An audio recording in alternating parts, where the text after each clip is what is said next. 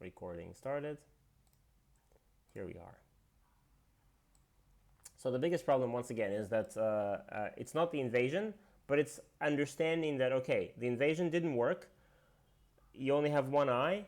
Okay, now it's time to abandon the invasion and do something else elsewhere. Forget about it. Like it never happened, never existed. But it's if you cling to the invasion, even if it doesn't work, that's when problems start. Because I get the chance to ignore you, and like several times you die in Gote. Your stones get captured in Gote several times. And every time, Gote, I take Sente. Gote, I take Sente.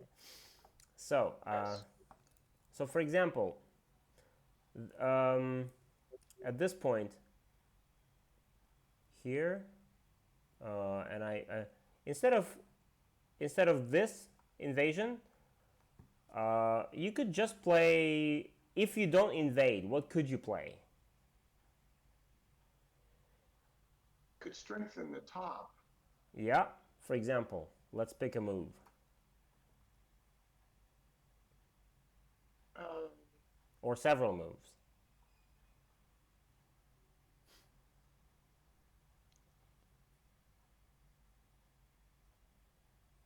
well, I could pick F11. Okay, F11 is a possibility. I'm going to mark A. It's a little bit modest. How about something a little bit bigger? So your territory is not third line, but maybe something a little bit more.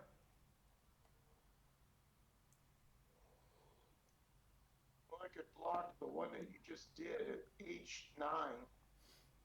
Okay, yeah, H9, possible, yes. Any more?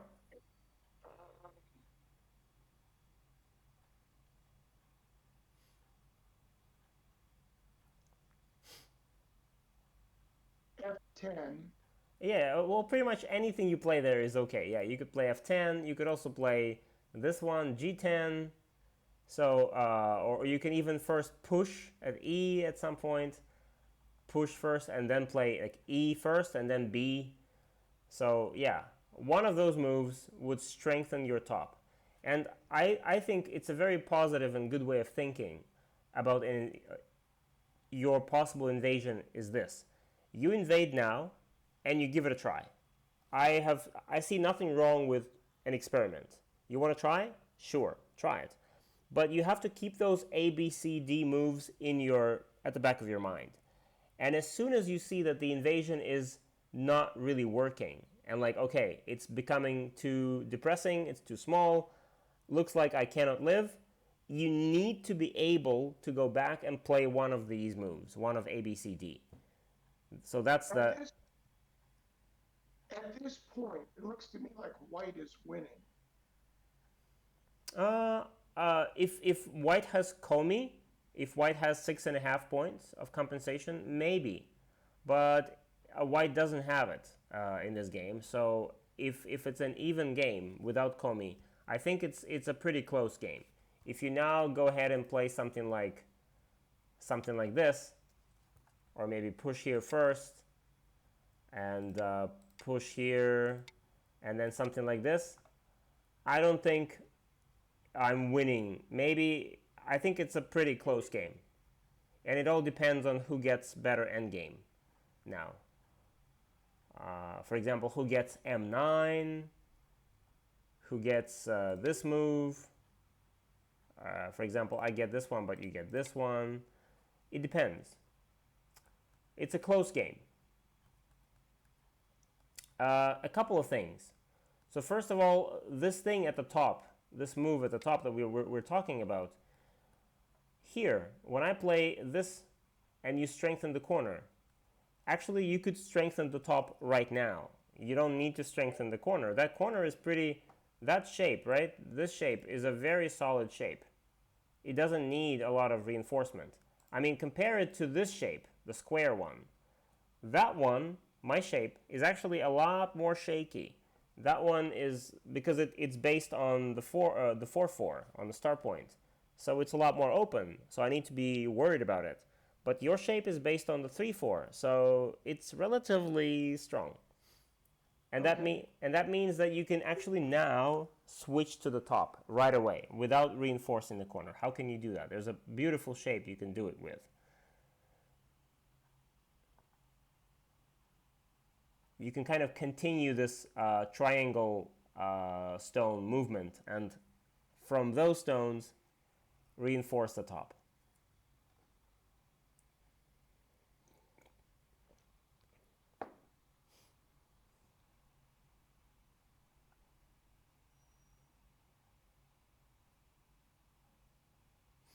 I'm thinking blocking at E10. Yeah, it's okay, but E10 is touching me again. Touching, but yeah, Oh, I know. but possible, yes.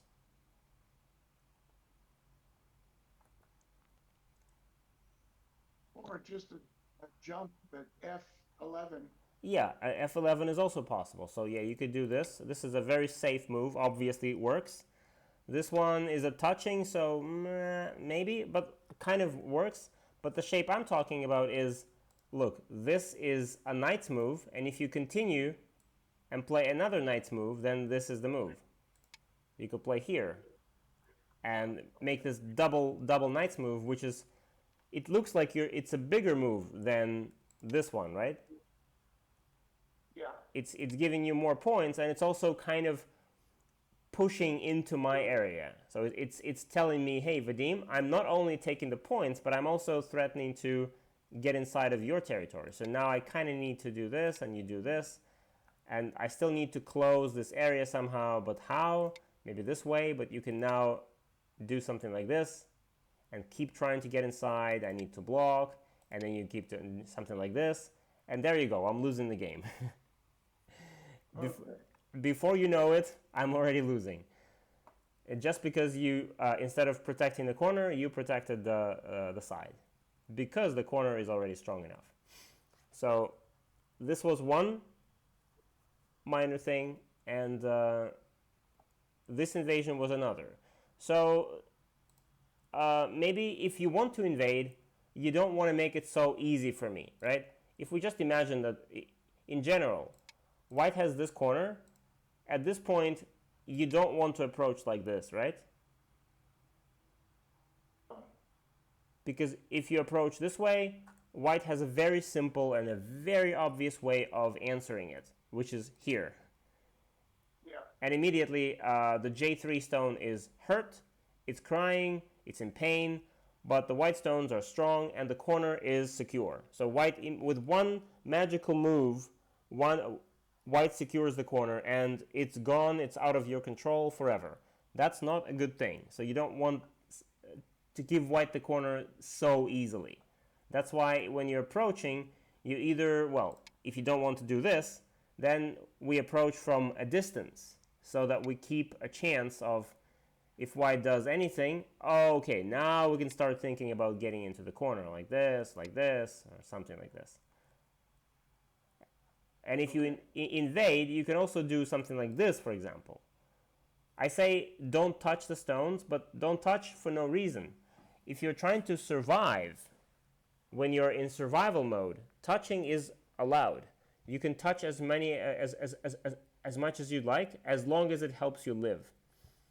So if we go back to the game, here, when you do this and I respond, it's pretty much immediately like, boom, an iron curtain comes in front of your face, and never again, this stone is not going anywhere. This space is just way too small. It's too cramped to make two eyes. But if you do something like this, maybe some more possibilities. If I push it this way, now this way, and then I have to do this, maybe jump, but still probably too small. But maybe slightly more. But again, I think it's just a little bit too late for an invasion. So it's a small board, so don't wait too long. If you want to invade, maybe like, for example, like right now.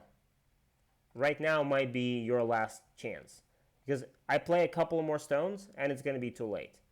So maybe invade now. And again, you don't have to go so deep. You can just, play something like this. This one is a lot easier to escape. That way, this way, right? Yeah.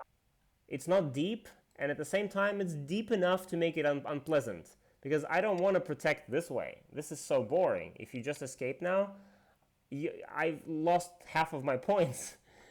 So this is unpleasant. But also, if I try to cover, difficult to cover because it starts escaping and I cannot stop it. So that's the problem. This kind of invasion, this kind of invasion, this kind of invasion. That's not too deep, but it's immediately scooping out my territory and giving me a choice. Do I want to just take a little bit, or do I want to risk everything and go all in and risk losing the whole thing? That's the kind of choice you want to give me. And this is maybe a good time to do it. You wait a little bit more. You wait a little bit here and here and here. I've got 3 extra stones. I've got my this stone and this stone and this stone. Now it's significantly harder. Yes, yes. So Could have done it sooner. yeah, so at some point, like for example here, this might be the moment when you realize that, okay, this is maybe one eye at best. You could like do this and okay, this is one eye, but there's no way to make another eye like here, because it's all surrounded by white stones.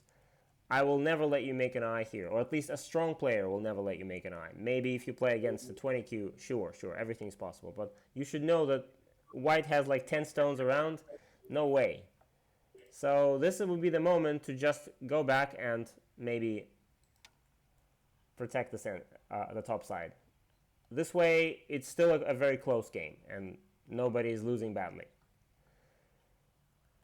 So, What's the score at that point? huh? What's the score at that point? I wasn't counting, to be honest, but let's quickly estimate. For example, this.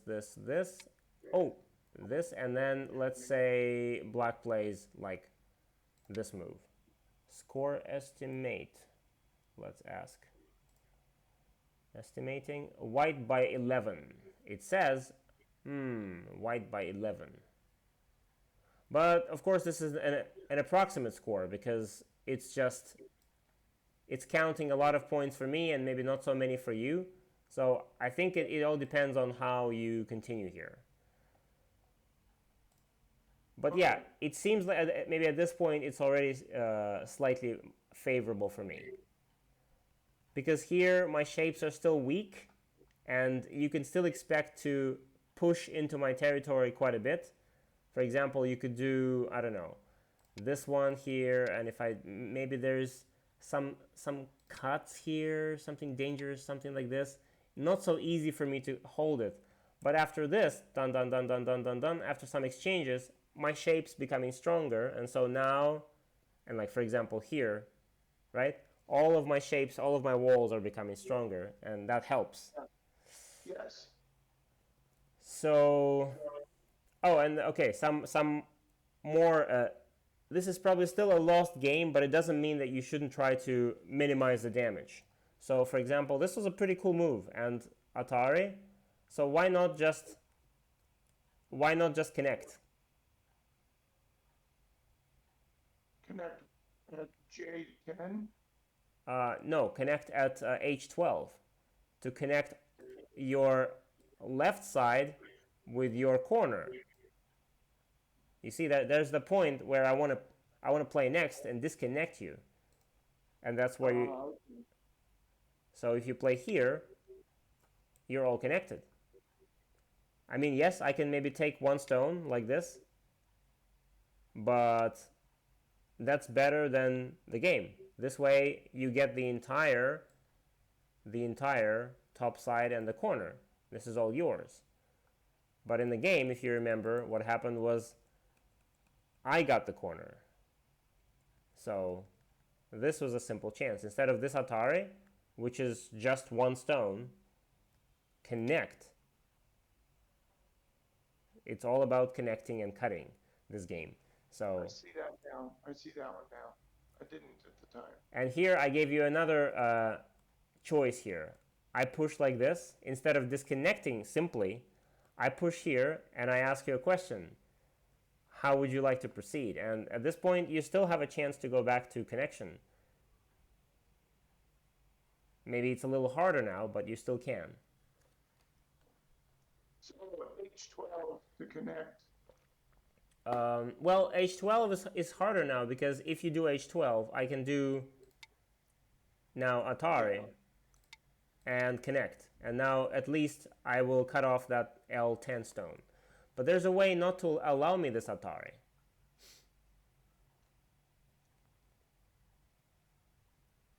K11.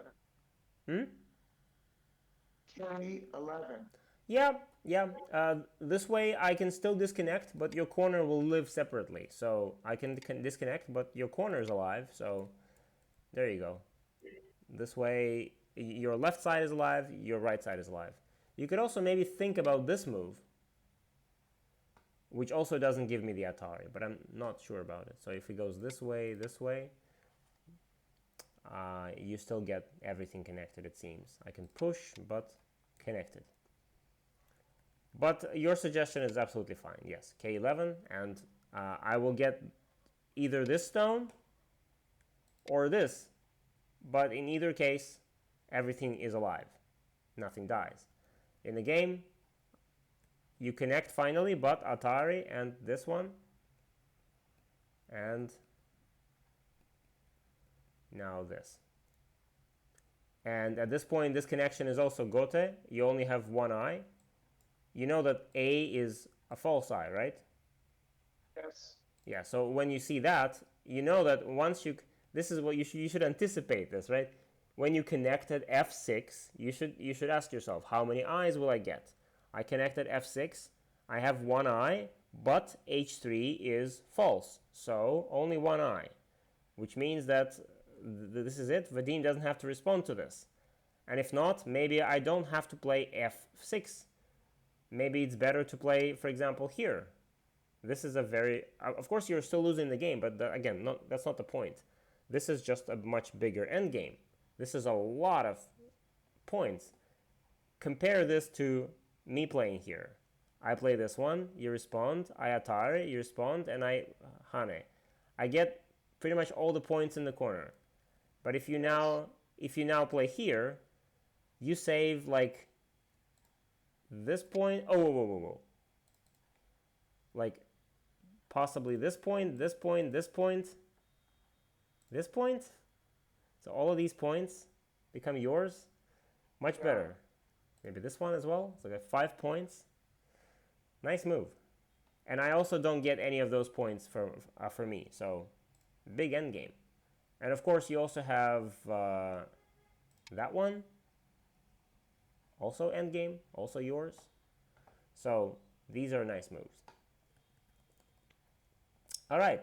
I think that's enough. There's also another thing that I want to show you about this shape. This shape and how to invade it. Because in the game, we talked about this one and maybe this one, but there's another way which you could have tried, but maybe we'll talk about it next time. It's a little bit too complicated and a little bit too overwhelming for today. So for today, focus on killing inside your territory, and if it happens, if somebody invades in your next games against you late in the game, welcome the invasion. Be happy about it, because this is a chance for you to experiment and try again. Remember what I taught you, and try and choose the direction, then reduce, and if necessary, hit the vital point.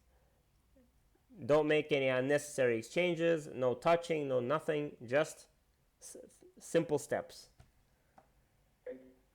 Okay. Got it. Awesome. Thank you.